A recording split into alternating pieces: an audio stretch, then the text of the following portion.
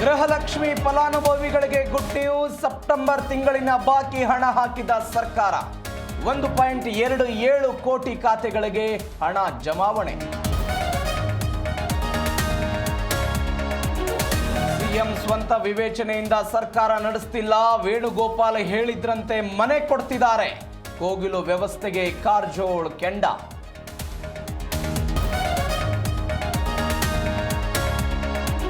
ಕೋಗಿಲು ವಿಚಾರಕ್ಕೂ ಪಾಕಿಸ್ತಾನಕ್ಕೂ ಸಂಬಂಧ ಇಲ್ಲ. ಇಲ್ಲಿನ ಮುಸ್ಲಿಮರನ್ನ ನಾವು ನೋಡಿಕೊಳ್ತೇವೆ. ಸಚಿವ ಜಮೀರ್ ಅಹ್ಮದ್ ಹೇಳಿಕೆ.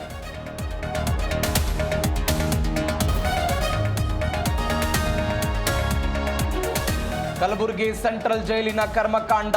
ಜೈಲು ಅಧೀಕ್ಷಕಿ ವಿರುದ್ಧ ಲಂಚಕ್ಕೆ ಬೇಡಿಕೆ ಆರೋಪ. ಸ್ಫೋಟಕ ವಿಡಿಯೋ ಜೀ ಕನ್ನಡ ನ್ಯೂಸ್ಗೆ ಲಭ್ಯ.